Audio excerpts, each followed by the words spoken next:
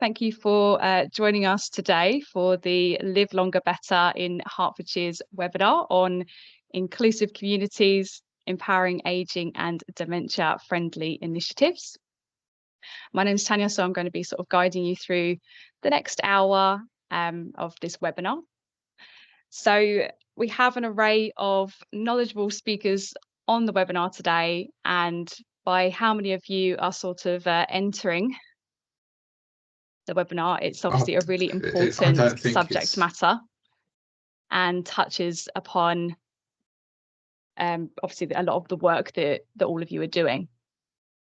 So today is really an opportunity to discover some practical steps for creating inclusive communities for older adults and those living with dementia, especially around accessibility to outdoor spaces and the importance this has on individuals' social, physical, and cognitive well-being.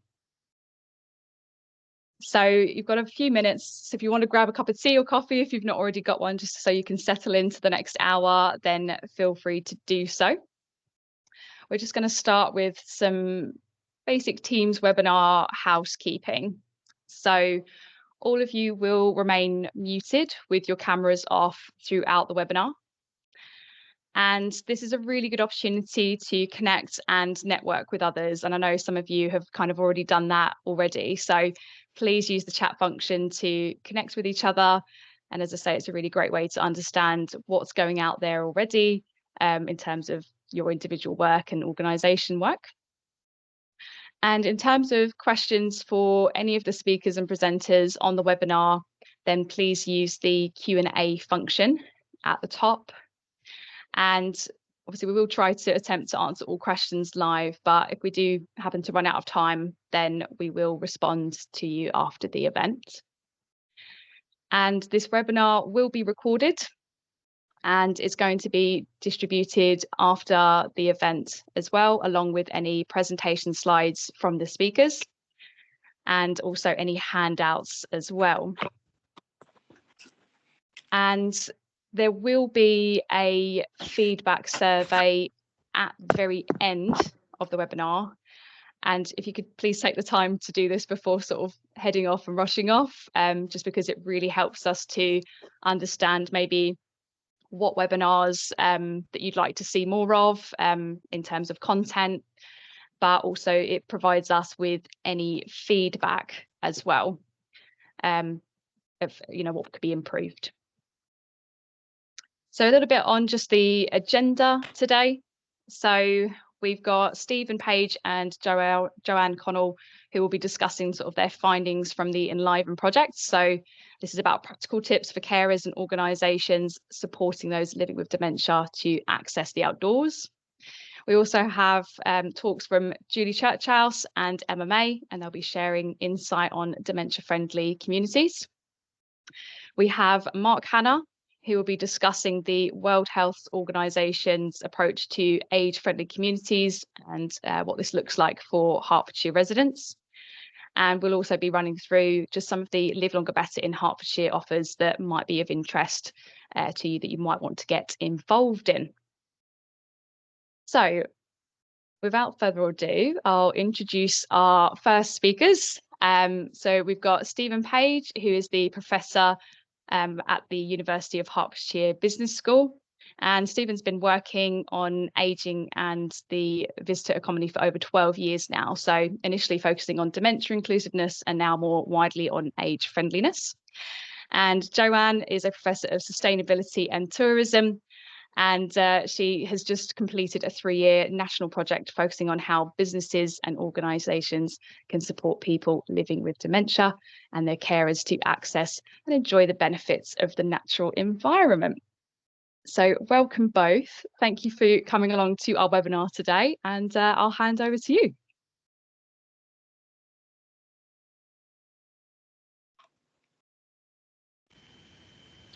Okay, thank you very much, Tanya, for that introduction, and hello to everybody. Thank you very much for inviting myself and Stephen today to talk to you.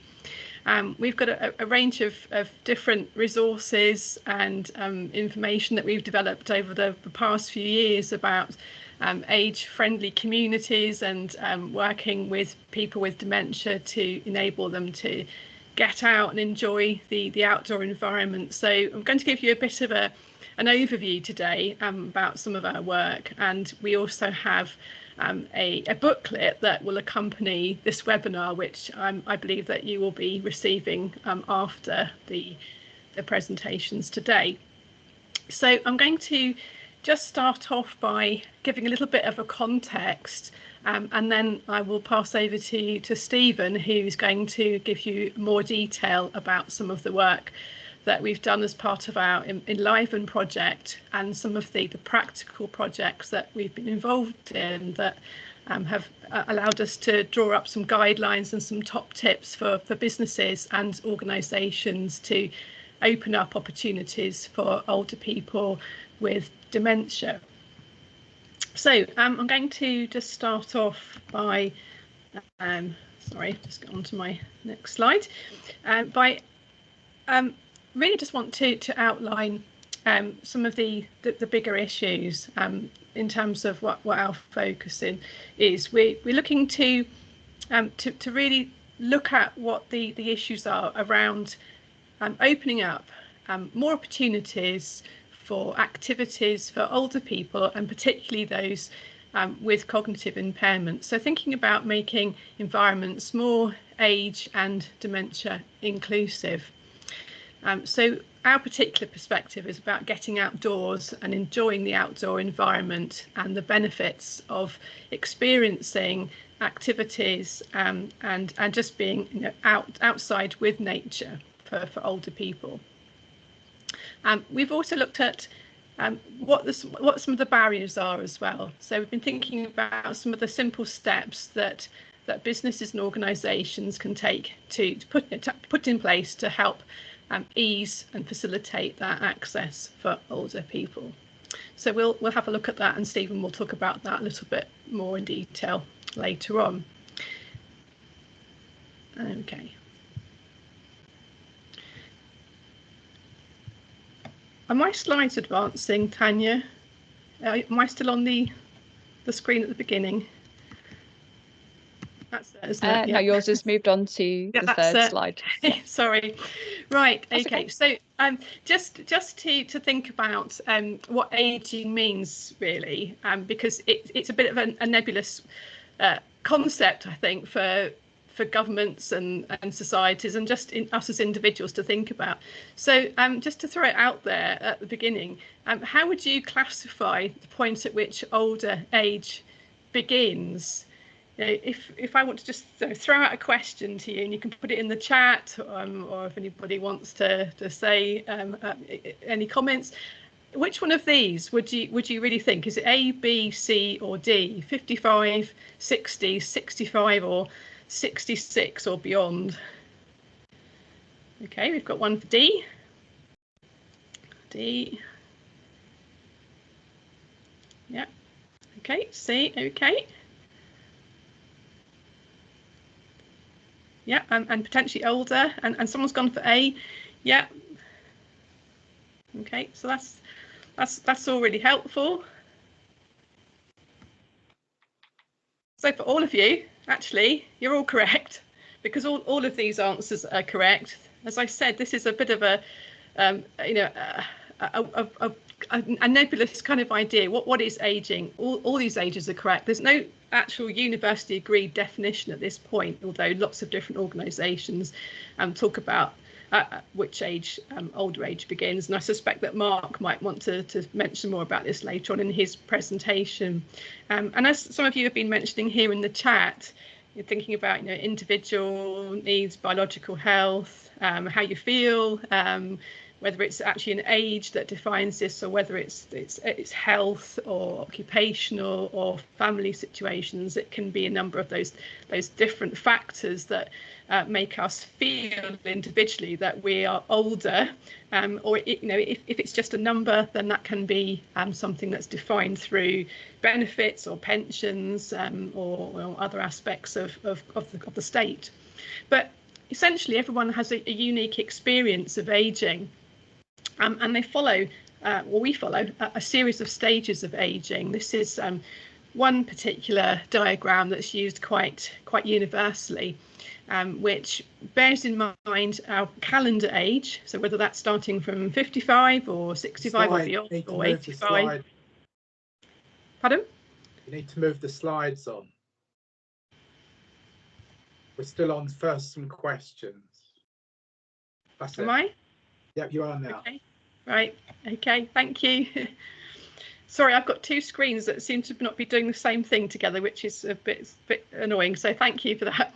Okay. So this diagram shows you the kinds of factors that interplay in terms of the stages of aging, and whether that's age or whether it's aging process through time, and then the individual experience, which goes from complete fitness and independence right through the different stages that we might enter through for health, mobility, and other reasons, to maybe being in a care home, dependence, through to crisis management, and to end of life. So aging means a lot of different things. It means being completely fit and healthy right through to having really severe mobility problems and not being able to access activities and support, having to be brought to the person. Okay. So in terms of the proportion of the UK population that we would consider as being older, taking age over 65 for a start. Again, if you want to just pop this in the chat, what do you think is the right answer to this? This is according to the last census in 2021. What proportion of the UK population is over 65? 10, 15, 19 or 25?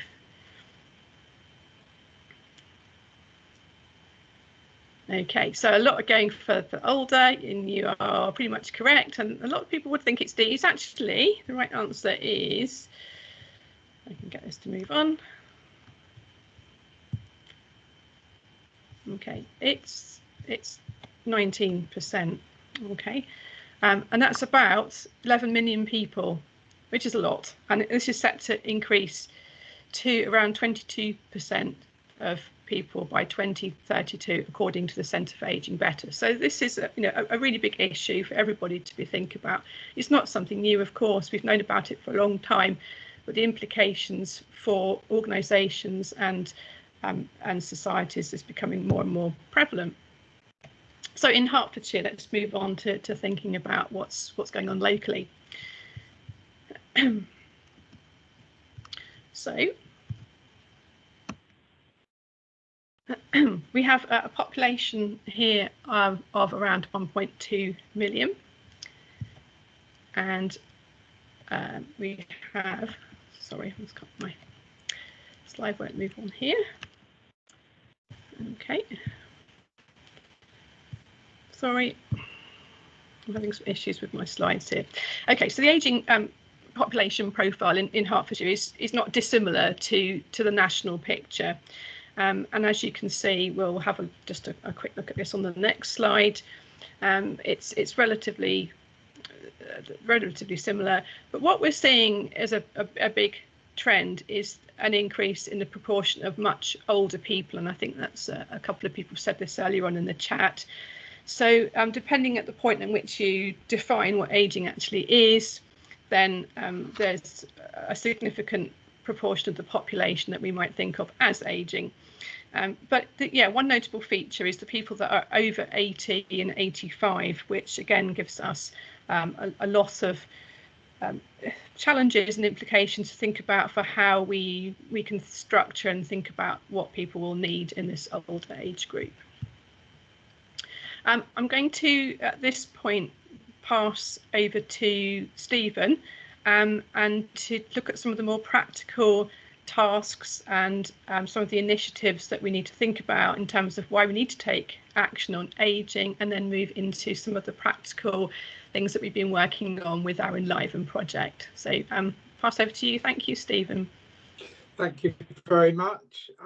So there are a range of very straightforward issues, I think, which all of us would agree underpin why we need to take action on ageing. It's about the way we think about older people in society. It's how people feel about them, and also the fact that you find implicit and often explicit discrimination, and that's often compounded in the way that the media represents older people. But more importantly, as Joanne started to imply earlier on, every person is an individual and they have their own lived experiences of aging as they pass through the different stages of aging. And of course, as we found with COVID, there was a decline in activity and fitness levels, which actually is something which impacts upon health and well-being. Next slide, please.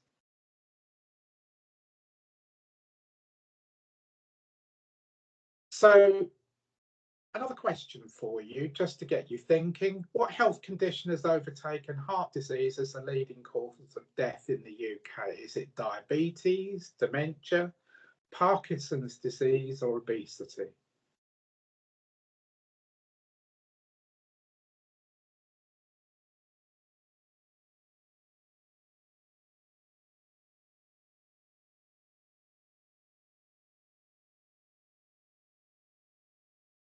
Some interesting and varied responses. If we could move on to the next slide, please. It's a surprising one, and one which has been kept fairly quiet, although the BBC did report on this some years ago. It's actually dementia. And there are around about 850,000, it's probably increased upon that figure now, who are living with the condition in the UK. And why it's become a political hot potato is that it impacts families who often bear a large proportion of the costs of care. And again, I would not be at all surprised if this pops up in some of the election campaigns in one or two places. In essence, why it's an important topic to think about is that the research from the Alzheimer's Society is quite influential in that it indicates that throughout our lifetime, 1 in 2 of us will have an experience of dementia, either with a family member or in our social networks, knowing someone that's had dementia and actually caring for someone and interacting with someone who's had dementia. The important point here is that it isn't just a age-specific condition, that young onset dementia actually can kick in from at least age 40 onwards. And there's another important reason why we have worked on this, and the research is still very limited on this. What you find is you get what is called a time-space compression as the disease progresses. In essence, you find that the amount of activity declines through time and people become more confined in their environment. So the consequence is that you then have this reduction in the area in which people interact and they undertake activities. So one of the reasons that we worked on dementia inclusiveness is to try and look at how their lived experiences could be improved, particularly removing some of the psychosocial, in other words, how they think about the physical environment and perceived barriers that they may face. Next slide, please. We know that the outdoors, and this isn't just for dementia, but it was specifically designed for our work on dementia, looked at a range of positive benefits, and particularly linked to aging. It helps in encouraging greater social inclusion, helps to maintain independence, stimulates the memory and senses, and it can, at a deeper level, help with people's self-esteem and helping to retain their identity as they pass through different stages of aging. And it may be not only a fun experience, but an opportunity to build that social cohesion through shared experiences and developing a greater sense of worth. Next slide, please. So let me move on to talk about one of the projects that we we developed as part of the Enliven project, and there were 11 spread across the UK, ranging from 2 of the biggest visitor attractions, paid visitor attractions in the UK, such as Kew Gardens and the Tower of London, which is not very far away from Hertfordshire. But I want to pick on a smaller attraction, which is Strawberry Hill in West London near Twickenham. And the reason being that the range of activity that they undertook as part of our project was very wide ranging in terms of improving visitor accessibility. And really the point I would make here is that there are unintended consequences when you intervene to improve accessibility for one group. It often spills over and it improves accessibility for other groups. So accessibility in general can help to open up things like the outdoors. What Strawberry Hill did was a number of things. They created an access guide, they created a sensory trail, which I'm going to show you in a moment, and for their small site, they brought more interest into the outdoors. Next slide, please.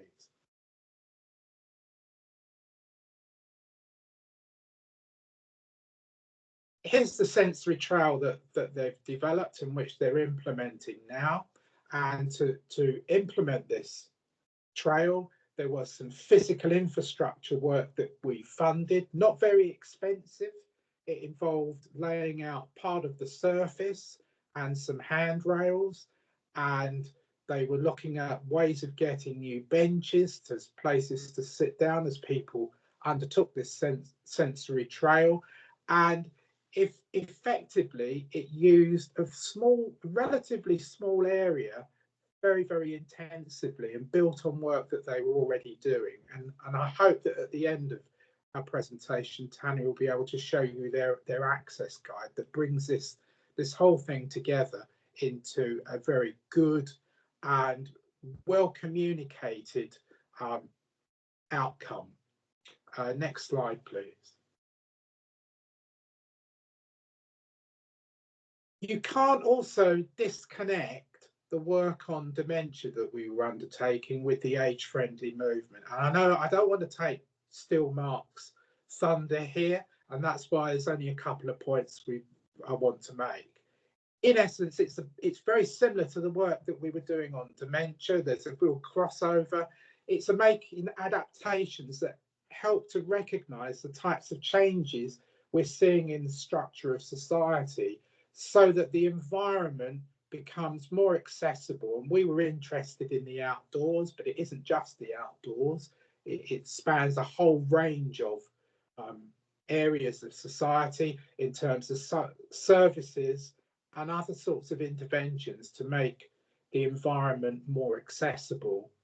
And it often involves public and private sector coordination, although our book on this topic within the UK, where we interviewed all of the age-friendly officers at the time during the pandemic, I think we interviewed about 28 of 44 of them, found that most of this was being driven by the public sector, sometimes with partnerships with the charitable sector, as I'm sure Mark will come on to talk about. And one of the basic principles here is universal design, so everybody benefits. Next slide, please.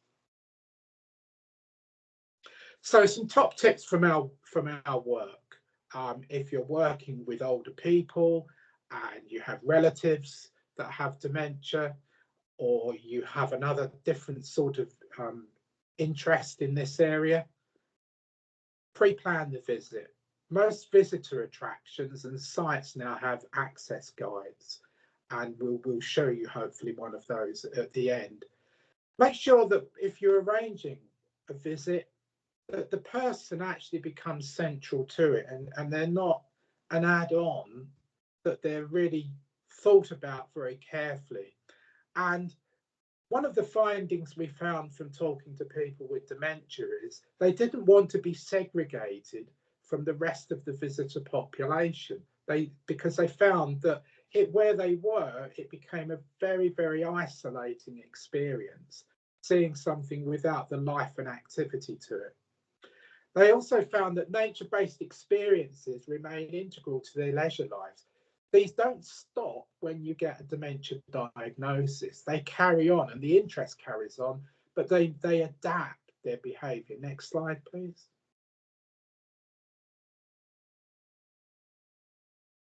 If you look at research on the local environment, in many urban areas, people are about 15 minutes away from some sort of green space. So when planning and developing the idea of getting out into nature, yes, visitor attractions might be a way of pursuing this, but on a daily basis, there is often a lot of variety within the local environment that can add to visits to visitor attractions. The timing of the visit's also important in terms of, as we found with the temperature. So you've got to avoid, particularly with dementia, extremes of cold and heat, as we found working at the Tower of London and the Kew Gardens, for example. The extremes of heat are a real problem. Also, nature-based experiences we found do help with social connectedness, particularly in a group environment where people know each other. And above all, and this is, I think, what often gets forgotten about, the visit's got to be fun and enjoyable. And more importantly, for people with dementia and the memory issues, it's about living for the moment and making the experience of the moment something that they treasure. Next slide, please. So there's our opportunity for some questions, but I know Tanya wants to show the access guide from Strawberry Hill if we've got time. Hi, Stephen. Thank you so much. And I hope you've all found that really useful and beneficial in hearing sort of Joanne's and Stephen's research there on the Enliven project. Just to kind of keep to time, I think we will just skip over the accessibility video of Strawberry Hill, but it will be in the presentation slides. So if any of you want to check that out and want to visit Strawberry Hill House and Gardens accessibility page, then it's really beneficial. And I think that's a huge part, isn't it? Is just understanding sometimes accessibility videos are so important. You can give that sort of familiarization, put people at ease. And I think if some of your organizations, if you're running a community event or space, to think about those sorts of accessibility videos as well, even from the get-go, like getting off the bus, getting off the train, like how to get there, and when they're there, obviously where toilets are, and all of that, and how important that is, especially with accessing outdoor spaces and venues.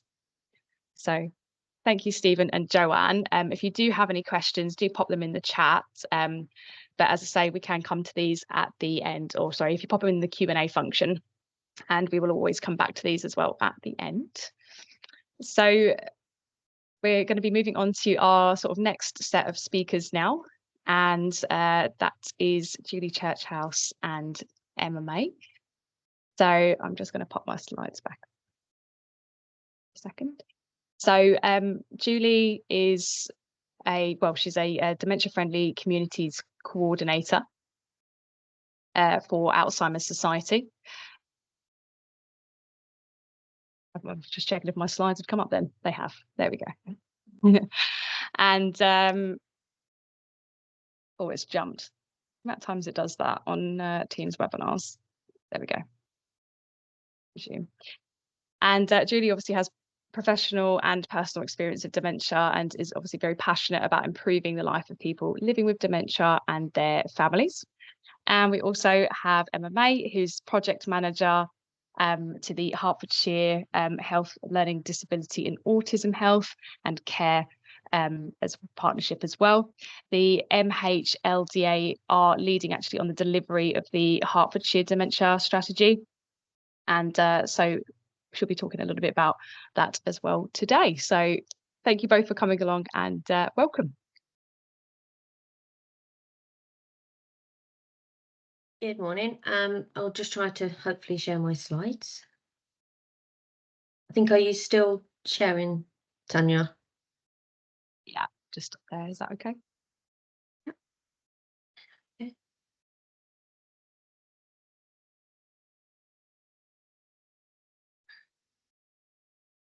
Okay, can you see my slides now? Yes, you are. Yeah, Yep. Julie. Excellent. Okay, apologies, I'm having problems with my camera this morning. I wasn't there, I've suddenly appeared, but I might disappear again at some point. So I'm from the Alzheimer's Society, and we're working on developing dementia-friendly communities across all of Hertfordshire. So just a little bit of background as to why we might need these dementia-friendly communities. The difference between normal ageing and dementia, so we've been speaking about age-friendly communities, which are very important, but the difference between normal ageing and dementia is, I can guarantee during the last week we've all lost a mobile phone, car keys, something, everyday occurrence. You can normally retrace your steps. Where did I last use my phone? What jacket was I wearing? Perhaps car keys are in that jacket. You've got the ability to use logic to retrace what you find, what you've lost, what you've forgotten.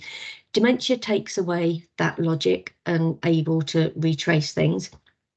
Also comes with some of the challenges in planning to do things, solving problems. Your familiar tasks that you do every day, like making that cup of tea, might become a bit tricky. You might not put the water in the kettle because your sequencing's gone a bit wrong as well. Confusion of time and place. Your vision will be disturbed as well. So patterned carpets, crazy paving, flooring will all become a bit of a nightmare to walk on. And finding your words, all of these things are kind of over and above the normal aging, busy life things that we would experience. And because of all of this that's happening to us, there's also going to be some changes in our personality. We might want to withdraw from activities that we're doing. So that's where we need to make things as dementia friendly and inclusive as possible. So some figures about dementia and Hertfordshire. As Stephen was saying, more and more people under the age of 65 are now being diagnosed with dementia. I think it's an increase in the diagnosis rates, and also previously might not have always looked at dementia under the age of 65. If you went to your GP as a woman, they might think it's menopause, or they might put it down to stress. But now we're looking more and more at the symptoms of dementia under the age of 65. So it's quite a costly disease, as we can see. There's over 900,000 people living with a diagnosis of dementia. 1 in 3 people probably have not got a diagnosis yet, so that number will be a lot higher. And of that, there's around 42,000 people under the age of 65. So that's, again, probably 2 or 3 times that number of people under the age of 65. This is where we need to come in with our dementia-friendly communities. So we will work with absolutely anybody and everybody to try to make Hertfordshire more dementia-friendly. Dementia-friendly sessions to give them a bit of understanding of the things that we were talking about. It's not just your memory, it's your coordination, it's your mobility, your continence. So those toilet signs become even more important as well going forward. So these are the reasons that we want to have our dementia-friendly communities, to keep people at home for as long as possible and independent. And also, we've mentioned before, it's not just the person with the diagnosis of dementia, it's the family that will be affected by that as well. So we want to go out to the garden centres, to everywhere else, and enjoy our day. We say if you get it right for people living with dementia, you're going to get it right for a whole group of community, people with all different neurodiversity issues. It's going to help lots of people as well. Might not be possible to change your whole environment, but if we make people aware that perhaps this pathway isn't that easy to walk on, when you know that that might be an issue, you can help people perhaps have a conversation, keep the eye level up. Walking through that pathway will become much easier for the person living with dementia. And also, as we're talking about people under the age of 65, if you get diagnosed with dementia when you're in your 80s, you've probably got your support network already doing your shopping, helping make life a little bit easier for you. If you're under the age of 65, you are probably already somebody else's support network, whether you're supporting elderly family members or you still have children that you're supporting. You might still be going to work, you've got bills to pay. So this is where the importance of the dementia-friendly communities really kicks in as well. So some of the organisations that we're working with across Hertfordshire to try to raise understanding of dementia, get rid of the stigma surrounding it. A few years ago, people never used to talk about cancer, they'd whisper the word. We recognise it now and we're helping people live better. So recognising dementia isn't a stigma, it is a physical disease. So we're working with all of the Hertfordshire Fire and Rescue Services. All of the new fire and police recruits now will have a dementia awareness session to help them to understand. All of the 999 control handlers have had the dementia awareness sessions as well. And we're also working with the libraries. Quite often somebody who might not want to go and bother their GP because it's only a little memory issue might actually go and speak to the person in the library. So that's a really good place to be understanding as well. And again, we're working with the council, NHS. Part of these Live Longer Better webinars are amazing. We get to reach a much bigger audience. And the Red Cross. Places of worship are very important as well. To carry on doing your everyday activities is going to help you remain independent. So going to your regular places of worship is really good. Schools, helping the next generation to understand. We're working with some big shopping centres as well to help them understand dementia awareness sessions and appropriate seating and things so people can carry on going about their daily activities, and with the leisure providers as well. So these are all the types of organisations that we're working with. And I will hand you over to Emma because we're also working with Hertfordshire County Council to help make dementia-friendly communities across Hertfordshire. Thank you, Julie, and hi everyone. If you go next slide, Julie. So, as Tanya mentioned, I'm a project manager for the Mental Health, Learning Disabilities and Autism Health and Care Partnership, and we are leading on the delivery of the 5-year dementia strategy across Hertfordshire. And there really is a lot of work going on across all 4 work streams. We're about 15-16 months in now and spent a lot of time setting up the work streams, pulling in partners into the work. And it really is about partnership working, collaboration to try and deliver the impact that we want over the 5 years. And we're now looking at delivering some action as we move forward. So I just wanted to give you a quick highlight, kind of overview of the work streams, and then we'll talk a bit about dementia-friendly communities and the work we're doing in that work stream. So as mentioned, there are 4 main work streams so that we can recognise the many parts that contribute to enabling people and carers to live well with dementia and receive the appropriate care and support they need. There's commissioning, which in a nutshell is ensuring the services are commissioned, that are commissioned are reflective of the needs across Hertfordshire. We have health, so ensuring that people with dementia have equitable and timely access to diagnosis and appropriate health and care services. Dementia-friendly communities, which Julie is a co-chair of, and it's about working with district and borough councils to promote and sustain dementia-friendly communities, but also partnering with community services to ensure they're dementia-friendly and accessible for all parts of the county. And finally, we have care and support, so recognising and understanding the needs and ensuring carers receive the right support to continue caring and maintain their own physical, emotional and mental well-being. Next slide, please. So within the dementia-friendly communities work stream, one of the big pieces of work that we've been focusing over the last few months is the dementia-friendly accreditation scheme. Now the Alzheimer's Society have stopped supporting the national scheme. We've had discussions around whether we want to continue and develop a Hertfordshire-specific dementia-friendly accreditation scheme.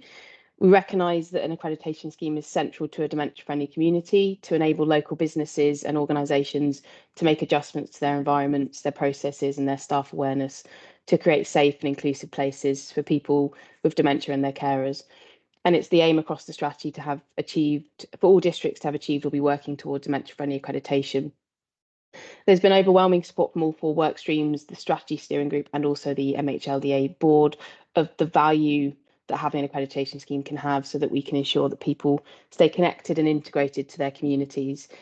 And we are in the process of proposing a new scheme, which a multi-agency working group have fed into, and we're looking at piloting some areas of the county initially, and then looking at rolling out to the wider Hertfordshire over time. We want the scheme to be community-led so that we can foster organic growth and encourage that hyper-localised approach. And yeah, we'll keep you updated on progress. I guess if anyone wants to be involved or find out more about the proposal and the scheme, then please do get in touch. The other piece of work we've been working on is around evaluation and mapping services across the county. So understanding the reach of dementia support services, and with the support of the university, we're working on an evaluation of what the current picture is to help focus future projects and areas of work. We know that some pockets of the county aren't accessing support, and we know how important it is that we tailor our approach to reach as many people as possible. And finally, I just wanted to highlight the partnership working collaboration. Within the Dementia-Friendly Communities workstream, we have over 60 members now from various organisations and sectors, from voluntary organisations to social prescribers to carers to the university. We really have a wide spectrum of representation of what makes up a community, and it's really great to have the diverse perspectives feeding into the strategy work. It's so key to joining up services and rolling out any new initiatives. If you go next slide, Julie, I think that's pretty much it from me. But yeah, whistle-stop tour of what we're doing. I guess there are contact details. If anyone wants to be involved in the strategy to find out more, or the work we're doing, the Dementia-Friendly Communities workstream, or indeed the work that Julie's doing, then please do get in touch. Be more than happy to chat and to, bring you into the work if you're interested. Thank you guys for your time. Thank you, Emma, and thank you, Julie, as well. Really, really important strategy that's going on, and just echoing really what Emma's saying, that if anybody has would like to be involved in that, then do get in touch with Emma or Julie, as I know we're all sort of very passionate about that, and community is where it's at, isn't it? And it's at the heart of everything that we do to help to hopefully improve Hertfordshire residents and their living. So thank you so much. If you've got any questions at all for Emma and Julie, do pop them in the Q&A, and as I say, we can have a little look at those towards the end of the webinar. So moving on to our next guest speaker, and that is Mark Hanna, who is the CEO of Age UK Hertfordshire, and again is part of sort of the Age Friendly Communities project in Hertfordshire, which will aim to obviously engage and understand the current landscape across all 10 districts. So over to you, Mark. Thanks, Tanya. Are you getting these slides up? I can definitely share your slides. Yeah. Is that right? Give me a second. Yeah, no problem. Okay, so I'm going to talk about some of the statistics that Stephen's touched upon as well. So I'll try and go through them quite quickly because you've already seen them, and then I'll just talk about what that means and how that impacts on the Age Friendly Communities initiative that we're working on in partnership with North Herts CVS and Hertfordshire County Council. So if we just move to the next slide. Yeah, I mean, we're going to send these slides out so you can see the details, but in summary, the population is growing in Hertfordshire and everywhere, and the proportion of older people is growing too, actually higher than any other age group. But basically, the number of older people is going to grow significantly in the next 20 years. We put it to 2043, but you can see the numbers there. It's a significant amount of additional people that fall into that age category. Next slide, please.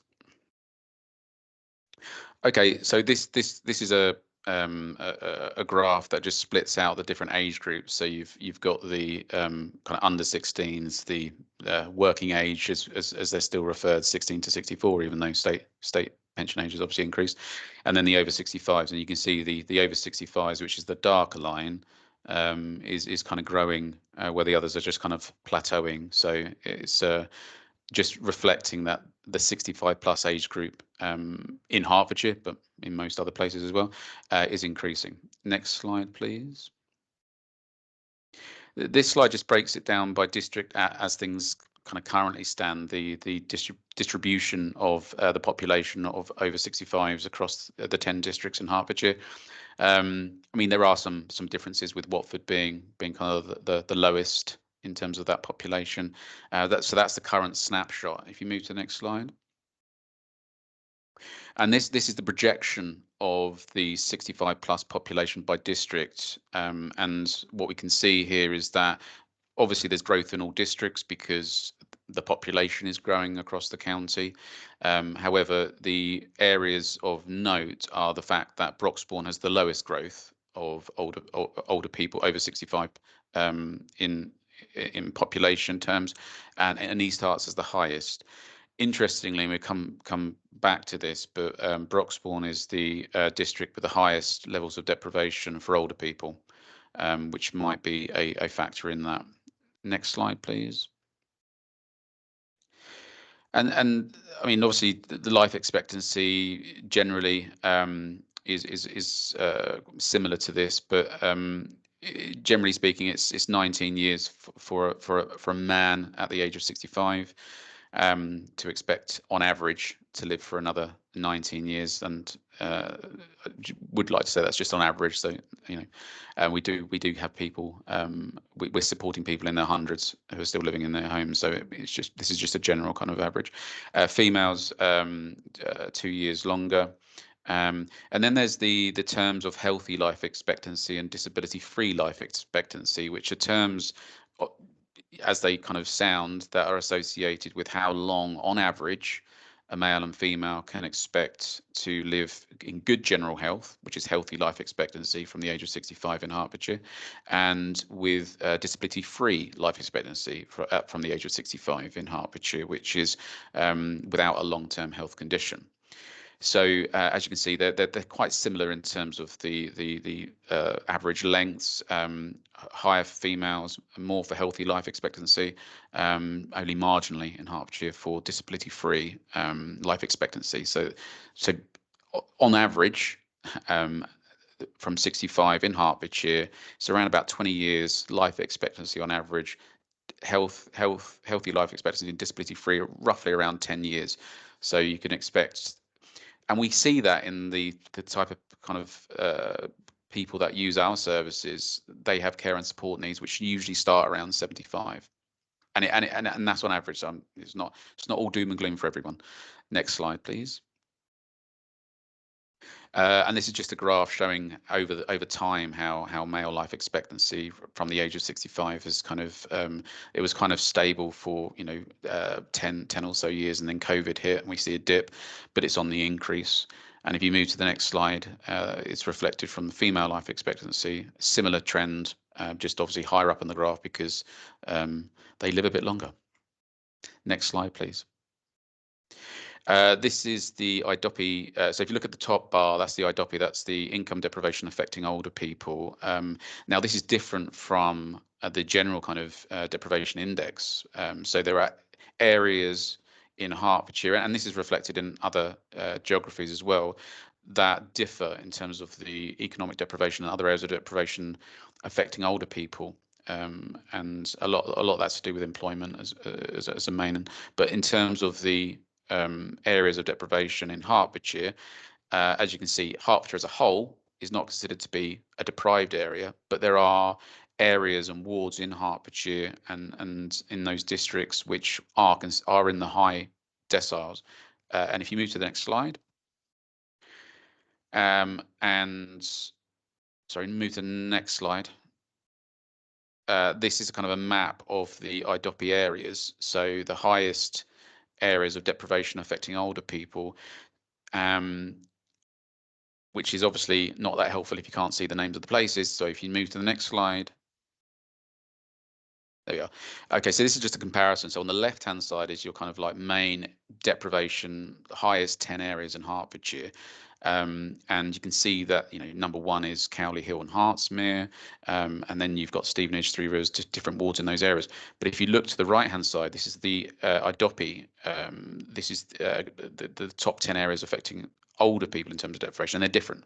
I mean, there's some overlap, but there is a kind of a bigger cluster in Broxbourne. And if you look, and if you think back to the projection of population by district, you remember that it was the Broxbourne has the lowest projected population, which may be a factor that's linked to that. Next slide, please. And this slide is just referring to the fact that mental health is a major aspect of aging, with all the life changes that occur, inevitably. So, we've got that as a major consideration in terms of care and support needs as well. That's linked to aging. Next slide, please. And just going back to the previous presentations by Julie and Stephen around the prevalence of dementia, this is just kind of reiterating that by projections of population with a diagnosis of dementia by age group. As you can see, they're all increasing. There's a slight dip for 75 to 79-year-olds in 2030, but that is reflected in the main populations. There seems to be a bit of a dip in that age category, which is linked to the prevalence of care and support needs occurring in that age group. But generally, over time, that's just going to kind of self-correct, and it's all on the increase. Next slide, please. Okay, so the activities affecting daily living tasks, or ADLs, is things like personal care and the kind of and domestic stuff around the home, daily living tasks, and what the measure is from 65 up, how many people will expect to find difficulty or challenges with those, and whether that's a minor amount or a lot. That's kind of something that's measured.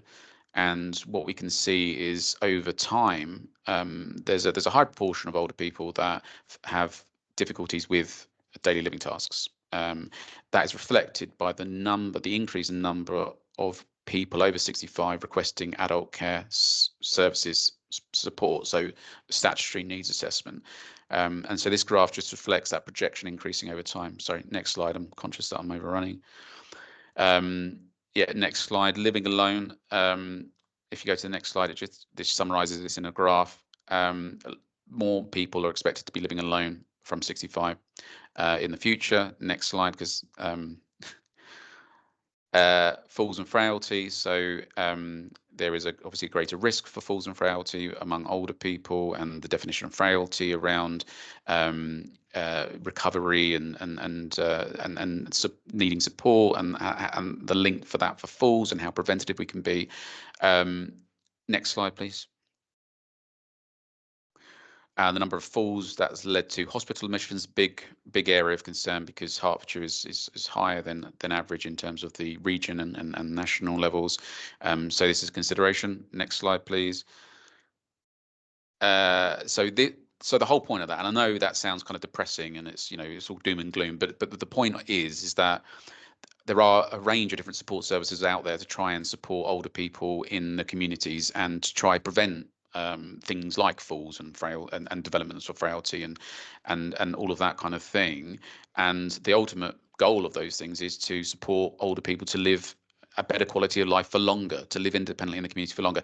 And this links to age-friendly communities, because age-friendly communities, as a definition, is an initiative designed to encourage and support and motivate communities, district councils, authorities, businesses, the communities as a whole, to try and focus on certain areas to improve quality of life for older people.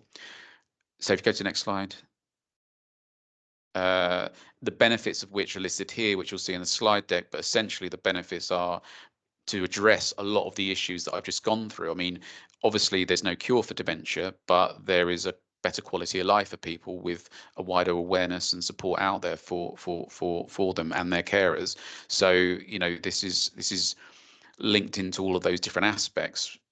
Whilst age is not the kind of defining factor of dementia, it represents the majority of diagnosed cases. Young onset dementia diagnosis pre-65, I mean, I think it's about 6 or 7% at the moment. So 90 odd % of people with dementia are diagnosed over 65. So it all factors into that kind of age-friendly and dementia-friendly kind of area of work.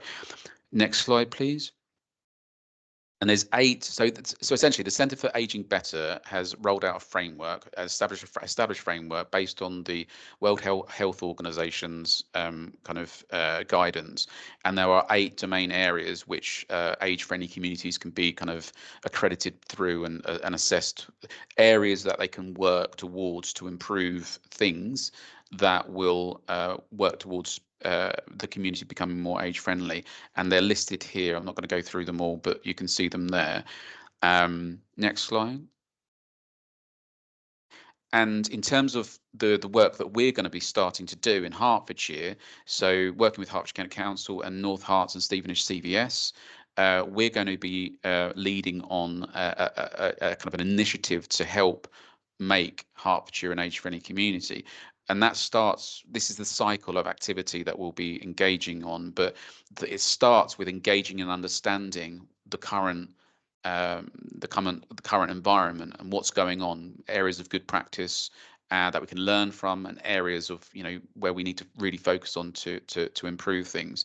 So for the next year, we're AGK Hertfordshire and North Herts Stevenage CVS are going to work together to focus on that, and that work will start in the next couple of months and run for a year, and it'll be about engaging and understanding the current situation, which will then lead to the next stage of the cycle, which is to plan strategically over what initiatives and what things we can do to implement in the county towards achieving that kind of age-friendly status, and then acting and implementing that, and then evaluating that as part of that cycle. And that's following the established cycle of things. Sorry, next slide. That's nearly the end. And these are a couple of examples. I mean, Stephen, I think, referred to a few of these, but these are just kind of campaigns going around which focus on those 8 domains around social participation, outdoor spaces, and that sort of thing. So they're all things that we could learn from and look to implement locally in Hertfordshire over the next couple of years.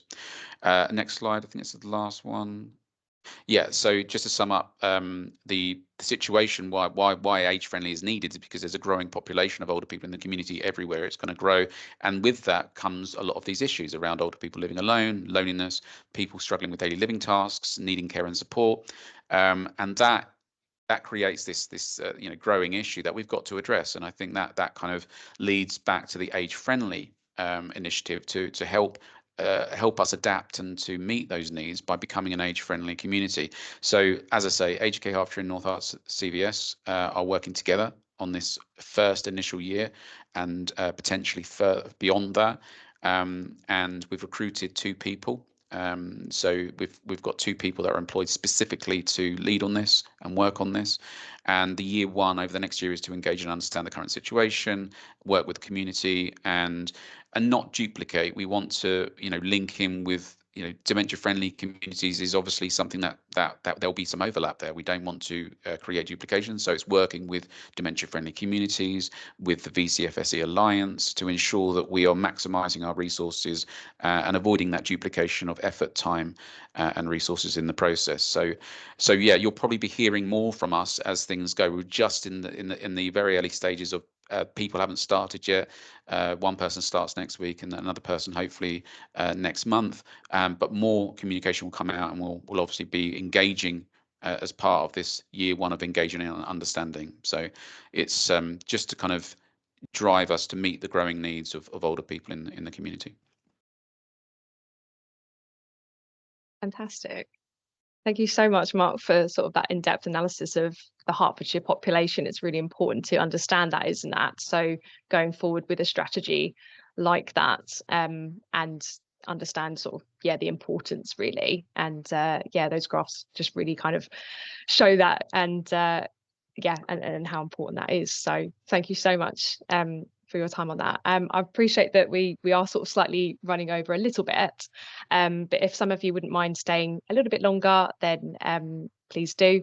And as I say, any questions will be answered at the end, so if we can just keep you for another 5 minutes, that would be really helpful. So I just wanted to share with you some of the key things in terms of what's on offer for Live Longer Better in Hertfordshire. And a key part of that is the Live Longer Better Champions programme. So I'll just share my slides on that one.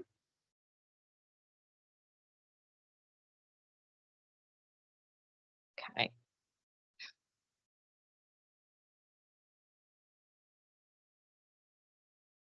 So as I say, this training is all about enabling people to live longer better, and it's about having those conversations as well around that. So enabling people to do more for themselves rather than sort of rely so much on care. And it consists of quite a few different modules, but we have sort of two different versions. One is more of a sort of citizens version, so they can learn a little bit more about how to better themselves in terms of their health and well-being, what they can do, and the steps that they can take themselves to start this journey to live longer better. And we also have a sort of more of a version aimed at volunteers and organisations and health professionals. And again, that's about facilitating those conversations with individuals about the importance of physical activity and how, again, that can support them to live longer better and have a healthier lifespan towards sort of the end of life as well. And there's many ways to sort of get involved with that. You can sort of drop us an email, you can access our website and register your interest, but this is a free of charge training and it takes about sort of 3 hours, 3.5 hours to complete.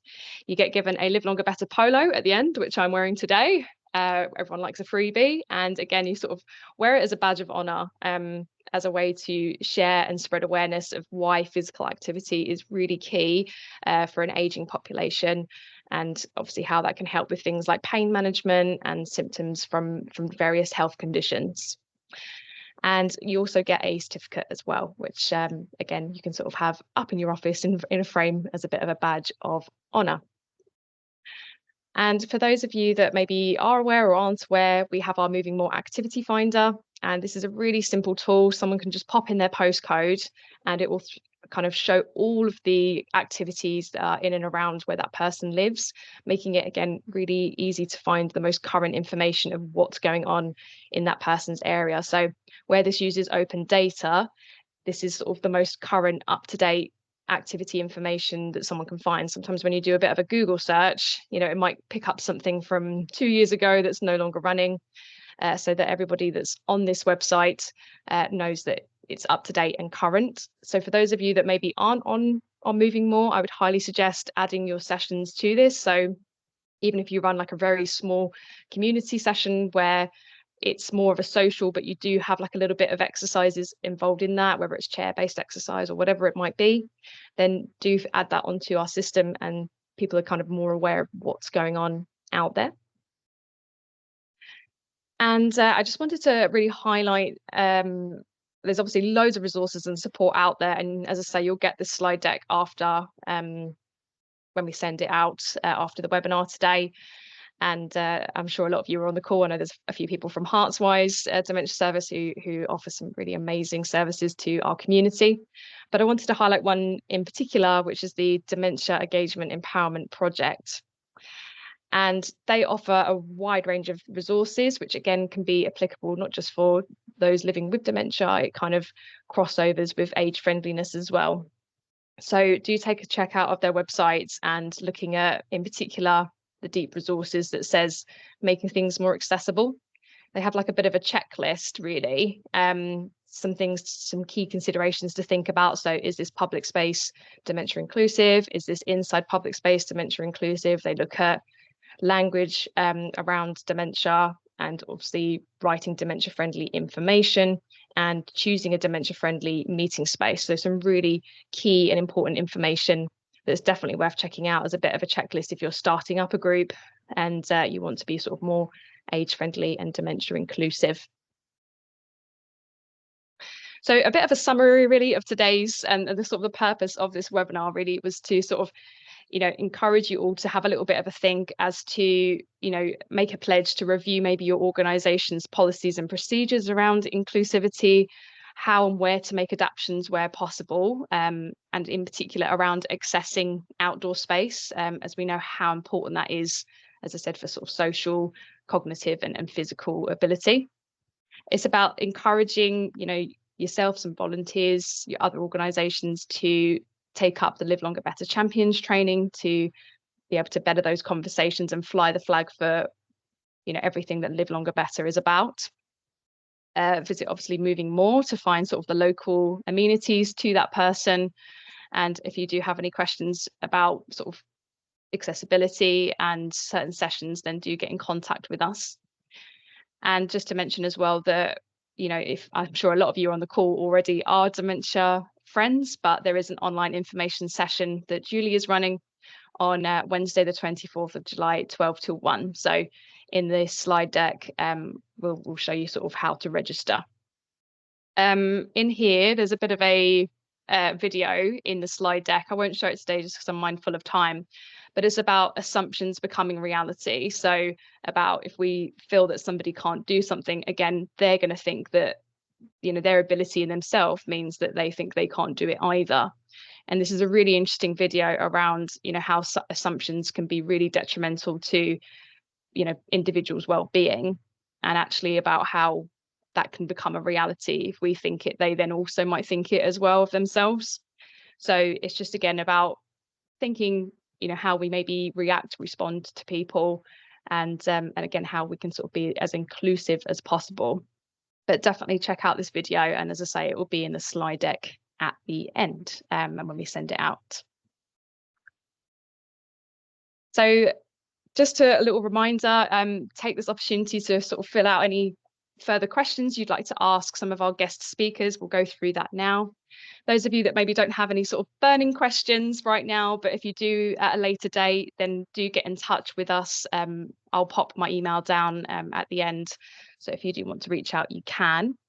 And again, if those of you don't have any burning questions right now, then it'd be really great if you could fill out our webinar survey. There's a link, if you hover your mouse potentially over the presentation slides, you should be able to click where it says webinar survey. Or again, you can scan the QR code on the screen. But again, we'll be sending this round. So if you can't fill out the survey now, please do fill it out once we send all of the information pack round to you. I just wanted to say one sort of final thank you really to all of our guest speakers on the call today. I hope that you have found everything that we've discussed has resonated with you in one way or form or other. But I think the biggest thing is that it is a Team Hertfordshire movement in terms of understanding age friendliness and dementia-friendly societies. And it's just taking those initial steps of what can you do to start thinking about, okay, well, is there anything that I can do in my community club or in my exercise sessions where I could consider some of the points today to be more inclusive?